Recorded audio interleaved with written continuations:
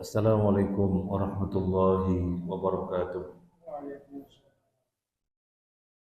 Bismillahirrahmanirrahim. Alhamdulillahi rabbil alamin. Wa bihi nasta'inu ala umuri dunya waddin. Wassalatu wassalamu ala asyrafil anbiya'i wal mursalin. Wa ala alihi wa sahbihi ajma'in. Wala hawla wala quwwata illa billahil aliyyil azim. ولا حول ولا قوة إلا بالله العلي العظيم ولا حول ولا قوة إلا بالله العلي العظيم. Tidak ada daya dan kekuatan kecuali dari Allah Al-Ali, Dat yang maha tinggi, Al-Azim, Dat yang maha agung. Allahumma inna nas'aluka al-huda wat-tuqa wal-afafa wal-ghina, amin ya rabbal alamin. Para jamaah rahiman wa rahimakumullah, kajian kita tafsir surat Hud. Terakhir kita sedang membacakan ayat ke-69 dan sudah kita bacakan tafsir dari As-Sa'di. Sekarang kita akan membacakan tafsir dari Ibnu Katsir. Kita bacakan ayatnya terlebih dahulu. Sebagaimana biasa nanti dibantu dibacakan terjemahnya. Kemudian kita terjemah lafziyah, terjemah kosakata. Kemudian kita bareng-bareng mengambil faedahnya. A'udzu billahi minasyaitonir rajim. Walaqad ja'at rusuluna Ibrahim bil busyra qalu salama qala salam. فما لبث أن جاء بعجل حنيذ. Dan para utusan kami, para malaikat telah datang kepada Ibrahim dengan membawa kabar gembira. Mereka mengucapkan selamat, dan Ibrahim menjawab, selamat atas kamu. Maka tidak lama kemudian Ibrahim menyuguhkan daging anak sapi yang dipanggang. Barakallahu fiik. Walaqad ja'at, dan sungguh benar-benar datang, rusuluna, utusan-utusan kami. Rusul jamak dari rasul. Rasulun, rasulani, rusul. Sama seperti kitabun, kitabani, kutub. Rusuluna, rasul-rasul kami. Ibrahim, kepada Nabi Ibrahim alaihissalam, bil busyra, dengan kabar gembira. Busyra artinya kabar gembira. Jadi kalau antunna mendapati ada kegembiraan, antuna mengatakan kabar gembira, kabar gembira. Apa bahasa Arabnya? Busyra, busyra. Busyra, ote-otenya sudah ada. Nah,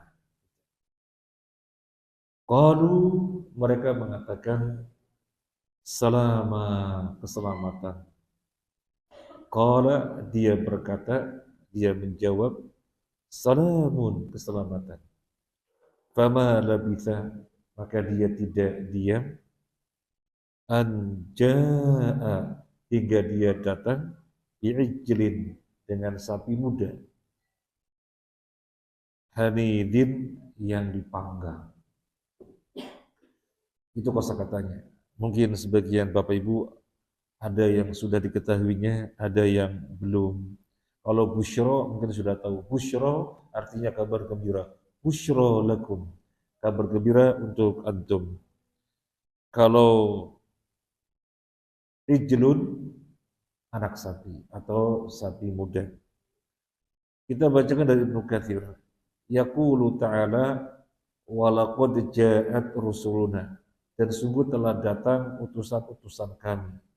Siapa utusan-utusan kami? Wahum al-malaikah. Yang dimaksud adalah para malaikat. Jadi para malaikat adalah rasul-rasul Allah. Sebagaimana Nabi Muhammad dan nabi-nabi yang lainnya adalah rasul-rasul Allah. Jadi Rasul Allah ada dari kalangan malaikat, ada dari kalangan manusia, yaitu nabi-nabi. Ibrahim, mereka para malaikat datangnya kepada Nabi Ibrahim bil busyra, dengan membawa kabar gembira. Apa kabar gembiranya?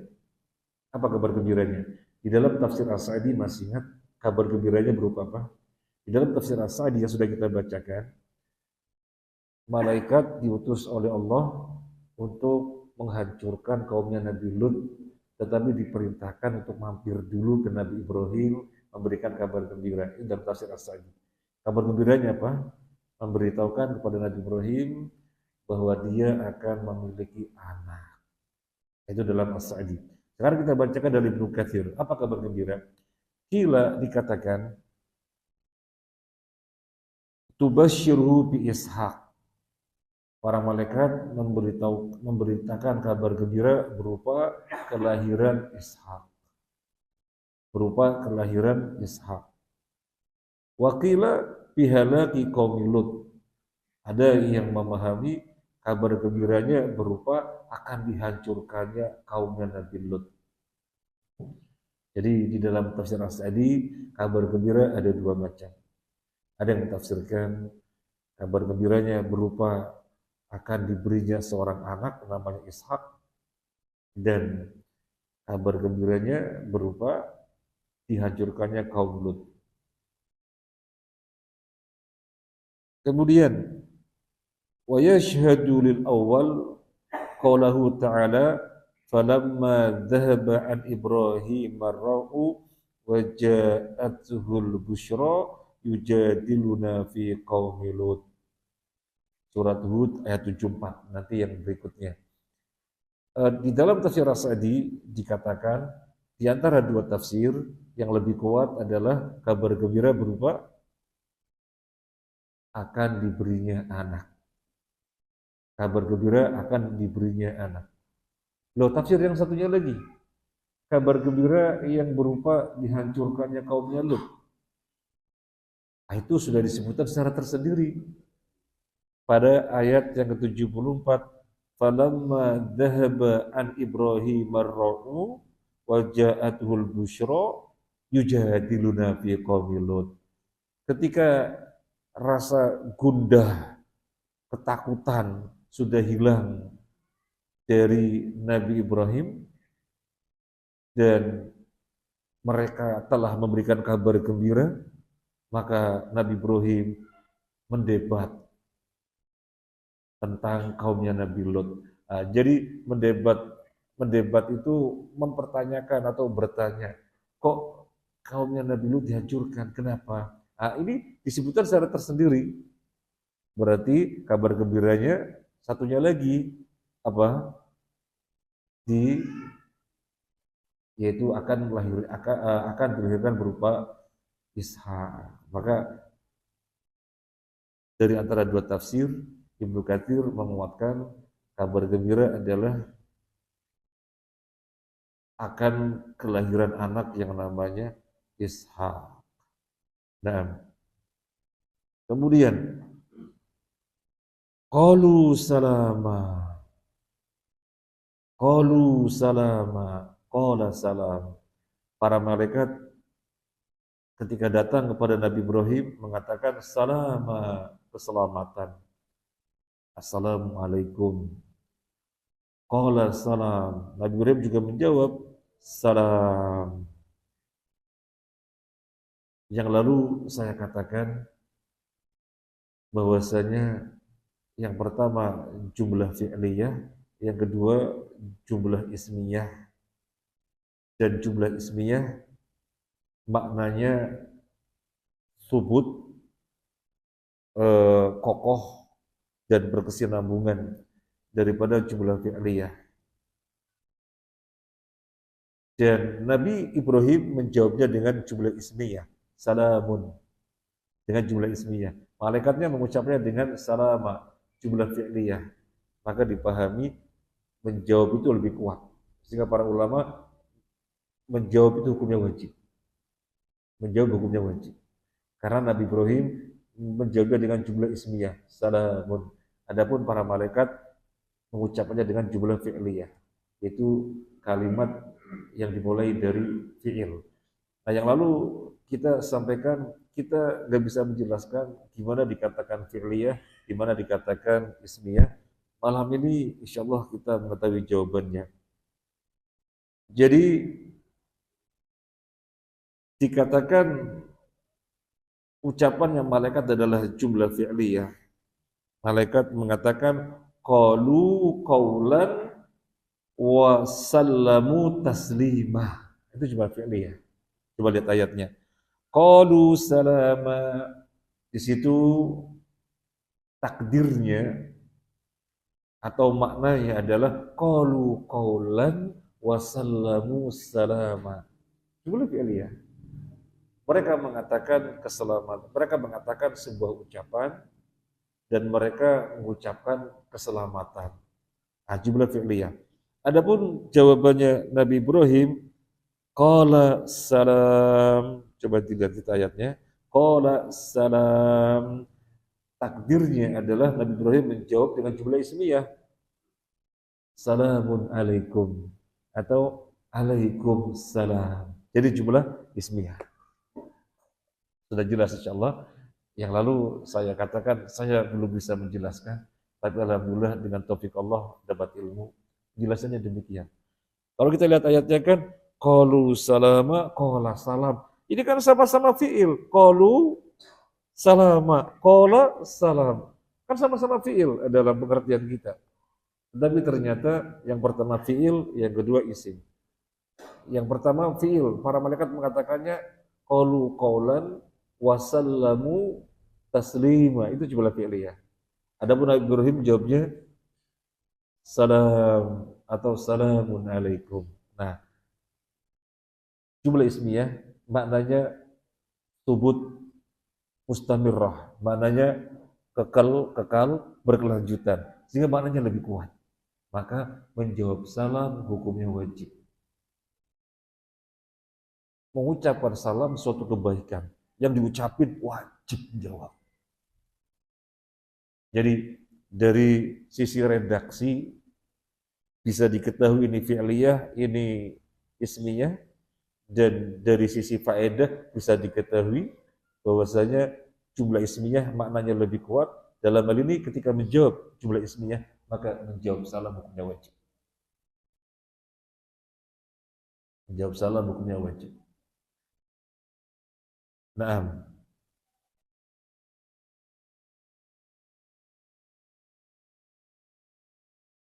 Qala ulama'ul bayan hadza ahsanu mimma hayyahu bihi li'anna raf'a yadullu ala thubut wad dawam.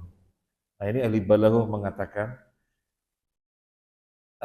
mengatakan ini adalah jawaban salam yang bagus dengan rafa. Qala salamun. Rafa jumlah ismiyah yang menunjukkan subut dan dawam. Jadi maknanya lebih dalam, maknanya lebih kokoh. Sehingga kalau ada orang salam harus lebih diperhatikan sendiri. Bahwasanya kita mesti menjawabnya. Apakah zaman Nabi Ibrahim sudah ada salam? Salam itu bukan Nabi Ibrahim saja, bahkan Nabi-Nabi sebelumnya sudah ada salam. Karena salam itu sejak zaman Nabi Adam. Dan sampai sekarang masih terus dilanjutkan. Assalamualaikum, waalaikumsalam, dan seterusnya. Falamma labitha an ja'a bi'ijlin hanif. Nabi Ibrahim tidak diam hingga dia pergi membawa ijlin, fatal bakor, sapi yang masih muda. Hanif, masywi. Jadi hanif, Ibnu Katsir mentafsirkan masywi, panggang. Syayyan nadhijan, daging yang mentah dipanggangnya dengan apa? Wahya al-hijarah al-muhmah. Jadi bebatuan yang dipanaskan. Bebatuan yang dipanaskan itu memanggang daging. Kita di sini kalau manggang pakai apa? Arang ya. Mau coba pakai batu dipanaskan. Manggang daging. Ini dalam tafsir Ibnu Katsir. Hada makna ma ruya Ibnu Abbas. Ibnu Katsir menuturkan inilah makna daripada Hanif sebagaimana dinukilkan dari Ibnu Abbas radhiyallahu an. Jadi Hanif artinya masywi, dipanggang. Dipanggangnya dengan batu yang dipanaskan. Demikian juga dinukilkan dari Imam Mujahid, murid Ibnu Abbas. Demikian juga dari Imam Qatadah, murid Ibnu Abbas juga. Juga Ad-Dhahhak, seorang tabi'in, juga Imam As-Sudi, Wahir Wahid, dan banyak mufassir yang lainnya yang mentafsirkan Hanif adalah masywi, panggang. Jadi Nabi Ibrahim ketika datang tamu, gak diem saja, langsung bergegas pergi, mencari hidangan. Kemudian set, daging panggang disuguhkan.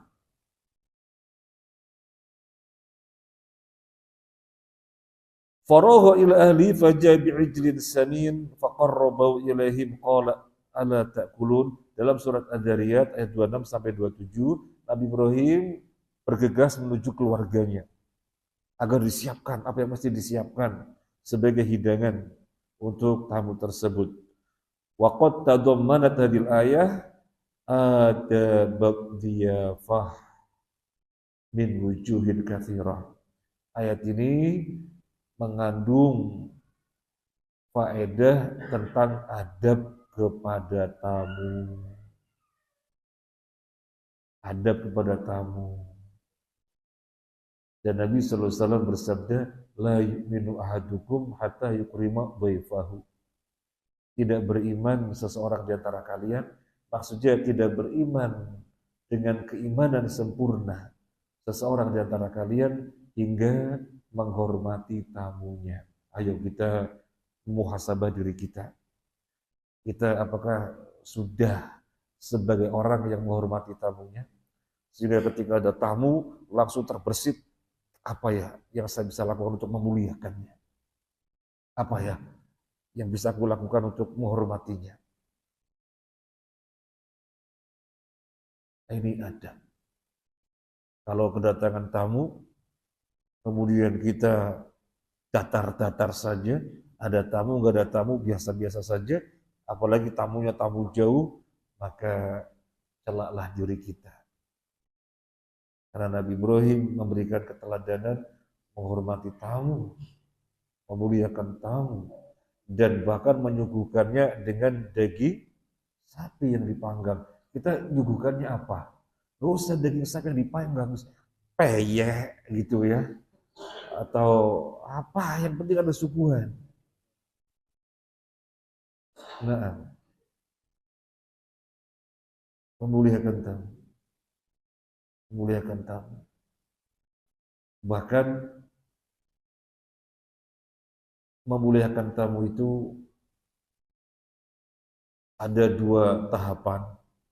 Hari pertama dimuliakan dengan hidangan yang lebih dari pertama.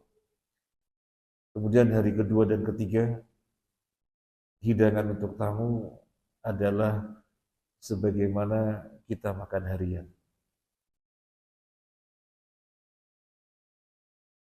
Ini ada. Oh, ada tamu. Maksimal 3 hari. Hari pertama menunjukkan hidangan lebih dari biasanya. Karena ingin memuliakannya. Hari pertama. Hari yang kedua dan ketiga boleh. Dengan hidangan yang biasa kita makan. Ya, biasanya ini hari kita sayur asem, ya itu yang disuguhkan. Ya, biasa ini hari kita dengan pecel itu disuguhkan. Tapi kalau hari pertama berpikir sesuatu yang lebih. Ada. Kadang-kadang kita ada tamu orang berbuat demikian, maka ini perlu diingatkan. Nabi Ibrahim adalah teladan dalam diyafah. Teladan di dalam diyafah. Nah, sekarang kita bacakan dari At-Tabari. Kalau tadi dari Ibnu Katsir, sekarang kita bacakan dari tafsir At-Tabari. Al-qawlu fi ta'wili qawlihi ta'ala walaqad ja'at rusuluna Ibrahim bil busyra qalu salama qala salam fama labitha an ja'a bi'ijlin hanid qala Abu Ja'far yaqulu ta'ala dzikrahu walaqad ja'at rusuluna minal malaikah wa hum fima dzukira kanu Jibril wa malakaini akharaini. Dalam tafsir At-Tabari disebutkan, kita bacakan yang belum disebutkan dalam tafsir yang lainnya ya. Jadi melengkapi. Kalau kita baca semuanya, tadi sudah disebutkan dalam tafsir yang lainnya. Nah di sini mau kita sampaikan, ada tambahan faedah dari tafsir At-Tabari, siapa malaikat yang datang kepada Nabi Ibrahim, yaitu Jibril dan dua malaikat yang lainnya. Jibril dan dua malaikat yang lainnya. Wakila innal malakainil akharaini kana Mikail wa Israfil ma'ahu. Ada yang mengatakan dua malaikat yang lainnya adalah Mikail dan Israfil. Mikail dan Israfil. Kemudian disebutkan tentang busyra, walaqad ja'at rusuluna Ibrahim bil busyra. Tadi sudah disebutkan. Kabar gembira yang pertama adalah diberitakannya Ibrahim akan kelahiran anak yaitu Ishak. Yang kedua, diberitakan pada Nabi Ibrahim akan dihancurnya kaumnya Nabi Lut. Tapi Ibnu Katsir menguatkan yang pertama yaitu akan kelahiran Nabi Ishak. Nah, di sini disebutkan dalam At-Tabari, ikhtalafu fi tilkal bisyarah. Para ulama terjadi perbedaan pendapat tentang kabar gembira. Qala ba'dhum bil bisyarah Ishak. Sebagian ulama tafsir mengatakan bisyarah kabar gembira adalah kelahiran Ishak. Wa qala ba'dhum hiya al-bisyarah bi halaqi qaumi Lut. Sebagian ulama tafsir yang lainnya adalah yang dimaksud bisyarah adalah dihancurkannya kaumnya Nabi Lut. Kemudian dalam tafsir At-Tabari disebutkan sebagaimana tadi sudah kita sampaikan. Malaikat datang itu mengucapkan salam dengan redaksi fi'liyah, jumlah fi'liyah. Nabi Ibrahim menjawabnya dengan jumlah ismiyah. Walaqad ja'at rusuluna Ibrahim bil busyra qalu salama. Artinya qalu qaulan wa sallamu taslima. Itu jumlah fi'liyah. Nabi Ibrahim jawabnya qalu salam. Maknanya qala salamun alaikum. Di sini dijelaskan demikian di dalam At-Tabari sebagaimana tadi sudah kita sampaikan.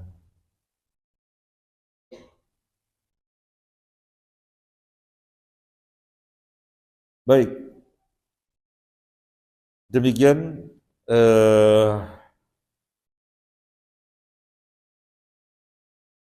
tafsir ayat 69. Sekarang kita akan melihat ayat 70-nya. Kita lanjutkan ayat 70-nya.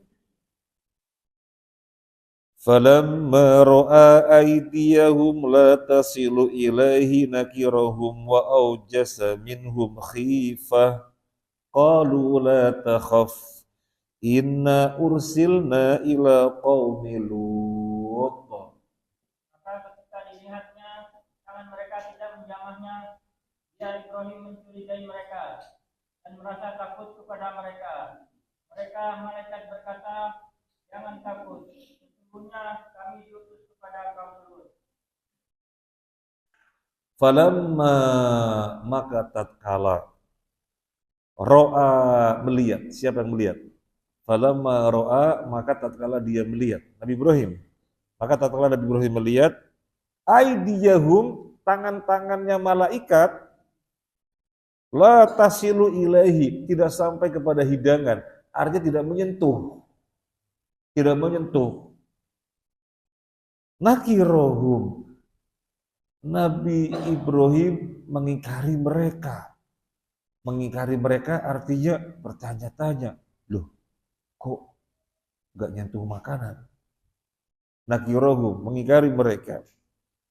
Wow, jasa dan menjalar pada diri Nabi Ibrahim, minhum, dari mereka, dari para malaikat, khifah, rasa takut. Artinya rasa takut mulai menjalar pada diri Nabi Ibrahim. Oh, gak lihat, gak nyampe tangannya, gak nyentuh. Dulu, mempertanyakan. Loh, siapa mereka ini? Kemudian boleh rasa takut Nabi Ibrahim. Wow, jasa minhum khifah. Rasa takut terhadap mereka. Qalu, mereka mengatakan, la takhaf, jangan takut. Inna, sesungguhnya kami, ursilna, diutus, ila qaumi Lut, kepada kaumnya Nabi Lut. Kita bacakan dari tafsir As-Sa'di. Falamma ra'a aydahum la tasilu ilaihi, ay ila tilqad diyafah. Ketika Nabi Ibrahim melihat tangannya tidak menyentuh jamuan, tidak menyentuh hidangan, nakirahum aw jazza minhum khifah wa dhanna annahum atau bisyarrin wa makruhin wa dzalika qabla ay ya'rifa amrahum. Maka Nabi Ibrahim bertanya-tanya dan ketakutan serta menyangka ini jangan-jangan orang datang membawa keburukan ini. Ini jangan-jangan orang membawa sesuatu yang jelek gini. Yang demikian itu sebelum Nabi Ibrahim mengetahui hakikatnya. Padahal keduanya malaikat. Tapi Nabi Ibrahim belum tahu. Berarti malaikatnya berupa apa? Dalam wujud apa? Manusia. Ketika Nabi Ibrahim melihatnya enggak menyentuh hidangan, bertanya-tanya dan bersuudzon, jangan-jangan mamuli ketakutan segala macam. Qalu la takhaf, inna ursila ila qaumi Lut. Inna Rasulullah arsalana Allah ila ihlaki qaumi Lut. Kemudian para malaikat tidak membiarkan Nabi Ibrahim bertanya-tanya ketakutan. Para malaikat menyingkap tentang dirinya. Jangan takut. Kami utusan Allah. Allah mengutus kami untuk menghancurkan kaumnya Nabi Lut. Ini dalam tafsir As-Sa'di. Sudah kita lanjutkan. Fabasyarnaha bi Ishaq wa min wara'i Ishaq wa Ya'qub. Itu nanti pada ayat yang berikutnya, ya. Pada ayat yang berikutnya kita bacakan 71. Kita bacakan 71.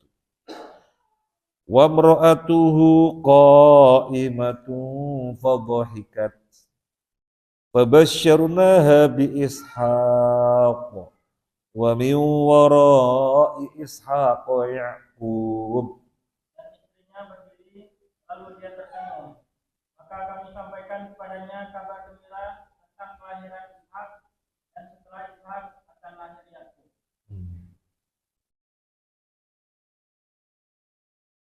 Wa imra'atuhu qa'imatun fadhahikat. Dan istrinya, wa imra'atuhu, dan istrinya, qa'imatun, berdiri, dhahikat, tersenyum, tertawa. Fabasyarnaha bi Ishaq. Maka kami gembirakan dia dengan kelahiran Ishak.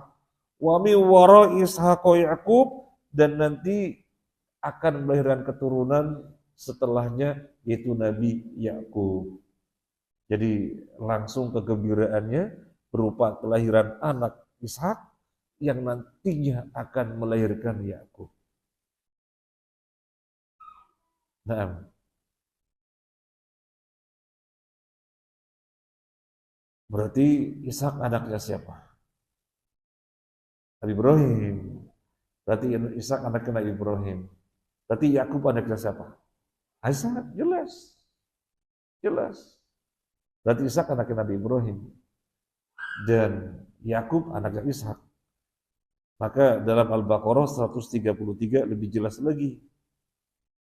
Kita kalau dibuka saja Al-Baqarah 133. Al-Baqarah 133. Belajar tafsir itu enaknya begini. Buka ayat ini, buka ayat ini, buka ayat ini. Kalau kita sendirian, buka-buka tafsir, wah nggak terasa sudah melewati berapa menit, sudah melewati berapa jam. Al-Baqarah 133. Am kuntum syuhada'a idh hadara Ya'qub al-maut idh qala li banihi ma ta'buduna min ba'di qalu na'budu ilahaka wa ilaha abaika Ibrahim wa Ismail wa Ishaq qalu na'budu ilahaka wa ilaha abai Ibrahim wa Ismail wa Ishaq ilahan wahida wa nahnu lahu muslimun. Apakah kamu menjadi saksi saat maut akan membunuh Yakub ketika dia berkata kepada anak-anaknya, apa yang kamu sembah sepeninggalku? Mereka menjawab, kami akan menyembah Tuhanmu dan Tuhan nenek moyangmu, yaitu Ibrahim, Ismail dan Ishak, yaitu Tuhan yang Maha Esa, dan kami hanya berserah diri kepadanya. Ini tentang Nabi Yakub ketika mau meninggal dunia. Nabi Yakub mengatakan kepada anak-anaknya, apa yang dikatakan Nabi Yakub kepada anak-anaknya ketika mau meninggal dunia? Ma ta'buduna min ba'di. Nah, apa yang kalian sembah sepeninggal aku nanti? Jadi itu yang ditanyakan. Ma ta'buduna min ba'di. Anak-anaknya menjawab, qalu na'budu ilahaka. Kami menyembah Tuhanmu. Wa ilaha abaika Ibrahim wa ilaha abaika Ibrahim wa Ismail wa Ishaq. Yaitu Tuhannya bapakmu Ibrahim, Ismail, Ishaq. Ilaha wahida, itu Tuhan yang satu. Wa nahnu lahu muslimun, dan kami kepadanya tunduk pasrah. Jadi Nabi Yakub bertanya kepada anak-anaknya, nanti kalau aku meninggal kalian menyembah apa? Anak-anaknya menyembah, kami menyembah Tuhanmu dan Tuhannya bapak-bapakmu. Siapa bapak-bapaknya Yakub? Ibrahim, Ismail, Ishak. Nah ini menunjukkan Ishak adalah anaknya Ibrahim dan Yakub anaknya Ishak. Sekaligus di sini ada faedah lain, selain Ishak, Nabi Ibrahim punya anak yaitu Ismail, begitu. Nanti kalau kita bahas kenapa yang dijawab Ibrahim dulu, padahal semestinya kan Yakub kan bapaknya adalah Ishak gitu kan. Kemudian baru Ibrahim. Tapi disebut Ibrahim dulu, Ibrahim, Ismail, Ishak. Nah ini nggak kita bahas, tapi itu ada tafsirnya. Baik, para jamaah rahimani wa rahimakumullah. Wa minha huna istadalla. Man istadalla bihadil ayah ala anna dzabih inama huwa Ismail. Dari sini sudah merupakan dalil bahwasanya yang disembelih adalah Ismail. Allahu Akbar. Padahal kan tidak disebutkan secara sharih, tidak disebutkan secara lugas.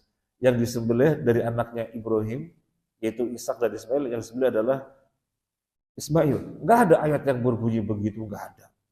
Enggak ada ayat yang berbunyi yang disembelih adalah Ismail. Secara lugas begitu enggak ada. Tapi bisa diketahui dari ayat ini bahwasanya yang disembelih adalah Ismail bukan Ishak. Gimana cara tadaburnya? Bagaimana cara perenungannya, penghayatan terhadap ayat ini? Sederhana sebenarnya, tapi kita bisa mengatakan sederhana setelah kita baca tafsirnya. Tapi ketika kita baca sendiri, kita belum bisa menemukan faedah itu. Bahwasanya di sini ada faedah yang disembelih adalah Ismail, bukan Ishak. Begini, kita lihat ayat yang sedang kita bahas yaitu 71. Para malaikat memberitakan kabar gembira berupa kelahiran Nabi Ishak yang nanti berikutnya akan melahirkan Yakub. Gak mungkin yang disembelih adalah Ishak. Karena malaikat mengatakan nanti setelah lahir Ishak yang berikutnya akan melahirkan keturunan namanya Yakub. Sehingga tidak mungkin yang disembelih adalah Ishak, karena diberitakan setelah Ishak nanti akan melahirkan keturunan yaitu belum nyambung apa sudah nyambung? Belum nyambung apa sudah nyambung? Saya ulangi lagi. Malaikatnya mengatakan fabasyirnaha bi Ishaq wa min wara'i Ishaq Yaqub. Kami beritakan kabar gembira kepada dia dengan kelahiran Ishak yang nantinya melahirkan Yakub. Kalau disembelih gimana? Bisa melahirkan Yakub apa tidak? Tidak. Jadi ketika kabar gembiranya berupa kabar gembira, kami beritakan kabar gembira dengan kelahiran Ishak yang nantinya akan melahirkan keturunan Yakub. Gak mungkin kemudian diuji, diperintahkan dengan disembelih, gak mungkin karena dari awal sudah dikasih tahu bahwa saya nanti Ishak akan melahirkan Yakub. Tapi kan orang Yahudi sampai sekarang bersikeras. Yang disebut adalah Ishak, yang disebut adalah Ishak. Dan itu dusta. Dan dusta ini bisa jadi mereka sadar menyelisih ayat Tauratnya, ayat dalam Taurat. Karena dalam Taurat disebutkan, sembelihlah anak pertamamu. Sembelihlah anak pertamamu. Siapa anak pertama? Ismail. Oh, bukan anak pertama. Sembelihlah satu-satunya anakmu. Demikian Ibnu Taimiyah menjelaskan. Ibnu Taimiyah menjelaskan di dalam Taurat disebutkan, sembelihlah satu-satunya anakmu. Ketika lahir Ishak, anaknya berapa? Ketika lahir Ishak, anaknya berapa? 2. Padahal ayatnya di dalam Taurat disebutkan, sembelihlah satu-satunya anakmu. Berarti yang disembelih adalah Ismail. Yang disembelih adalah Ismail. Dan Nabi Ibrahim ini kan sekian lama tidak punya anak. Sampai sudah usia Mbah Kakung. Usianya berapa Mbah Kakung? Siapa sudah jadi Mbah Kakung? Berarti sudah nggak muda. Jadi dalam usia sudah sepuh yang secara sunatullah nggak bisa melahirkan anak. Tetapi kemudian dikasih anak, gembiranya kayak apa? Gembiranya kayak apa? Sekian lama tidak punya anak, ketika sudah sepuh dikasih anak, gembiranya kayak apa? Maka Allah menghendaki agar Nabi Ibrahim jangan berpaling dari keterikatan kepada Allah, jadi keterikatan kepada selain Allah. Saking senangnya ada anak, maka bisa berpaling. Maka Allah uji, disuruh disembelih. Kira-kira kalau disembelih Ishak, merupakan ujian apa bukan? Ya bukan. Karena ada anak yang lain. Kemudian bukan merupakan ujian. Ini demikian. Yang saya nukil ini penjelasannya Ibnu Taimiyah rahimahullah ta'ala. Ya bukan merupakan ujian, padahal ini merupakan ujian. Kemudian penjelasan yang lainnya. Nabi Ibrahim diberi kabar gembira dengan kelahiran Ishak karena istrinya cemburu, di mana madunya melahirkan anak namanya Ismail. Siapa madunya? Madunya siapa namanya? Hajar ya. Madunya namanya Hajar. Hajar melahirkan anak, kok saya enggak? Sarah cemburu, kok saya enggak? Maka menghilangkan kecemburuan juga dikasih. Juga dikasih. Dan Allah menyebutnya kabar gembira.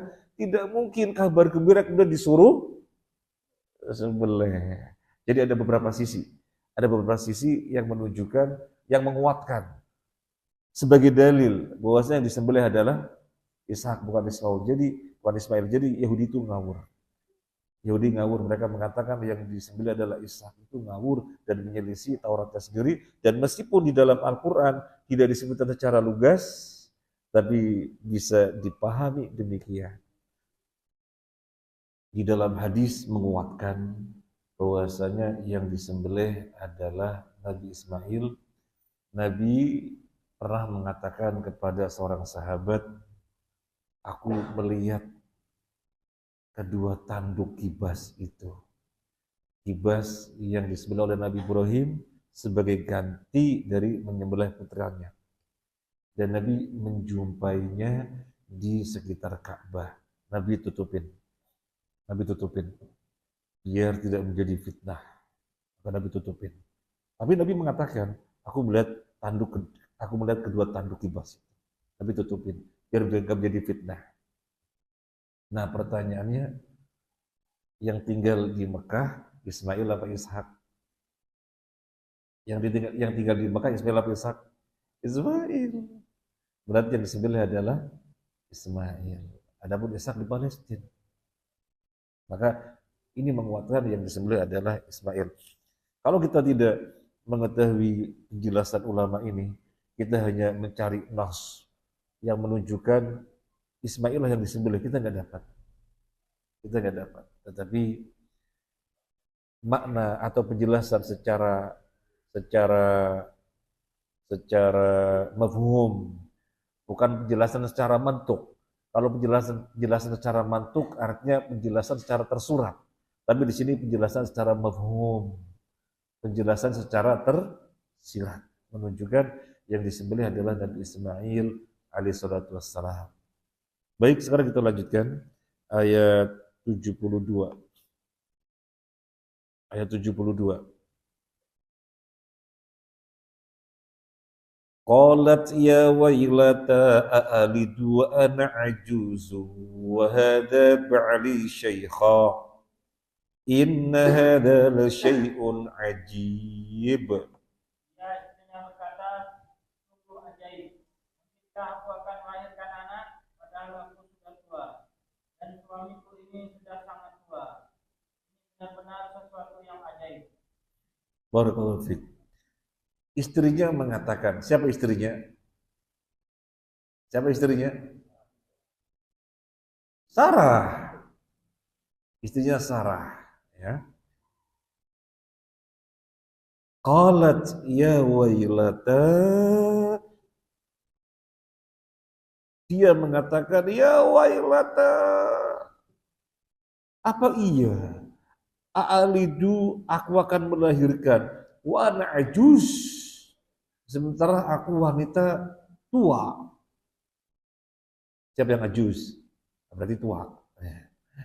Wa ana ajuz, dan aku wanita tua. Wa hadha ba'li syaikha, dan ini suamiku lebih tua lagi. Ba'dun, suami. Biasanya antum bilang suami apa? Zaujun, ya. Zaujun. Ba'dun itu suami. Wa hadha ba'li syaikha, dan ini suamiku lebih tua lagi. Inna hadha la syai'un ajib. Sesungguhnya ini adalah perkara yang mengagumkan, perkara yang mengherankan. Masa iya sih kami akan punya anak, aku sudah tua dan suamiku lebih tua. Bisa nggak punya anak? Ya secara sunnatul nggak mungkin. Bahasa kita sudah gak produktif dan istrinya sudah mandul.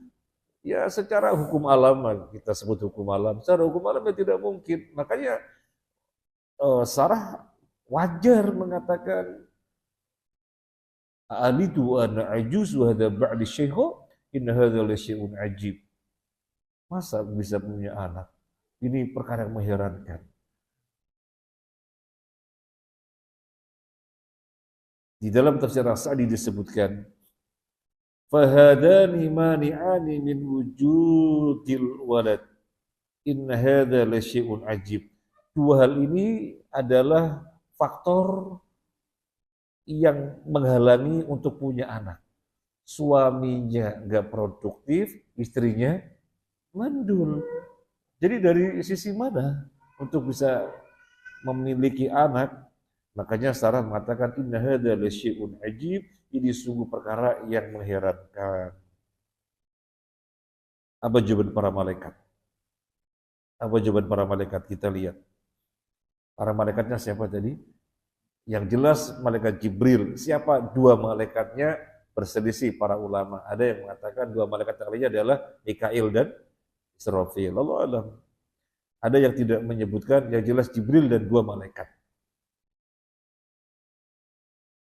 Qalu ata'jabina min amrillah. Rahmatullahi wa barakatuhu alaikum ahlal bait.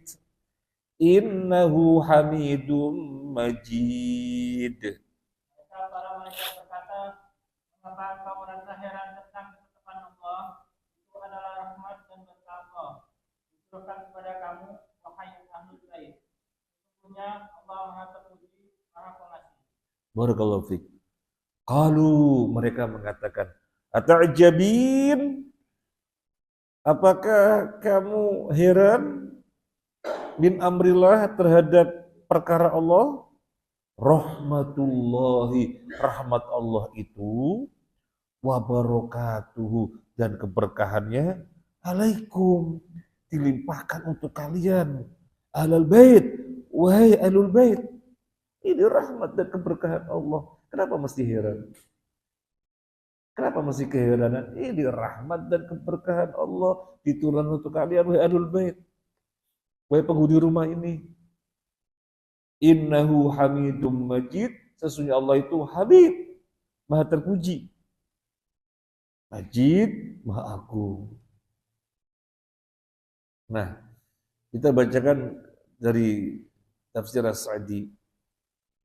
Rahmatullahi wa barakatuhu alaikum ahlal bait. Ay, la tazalu rahmatu wa ihsanuhu wa barakatuhu wa hiya azyada min khairihi wa ihsanuhu wa hululul khair al-ilahi alal abd alaikum ahlal bait innahu hamidum majid. Ay hamidu sifat lianna sifatihi sifatu kamalin, hamidul af'al lianna af'alahu ihsanun wa jaudun wa birrun wa hikmatun wa adlun wa qistun.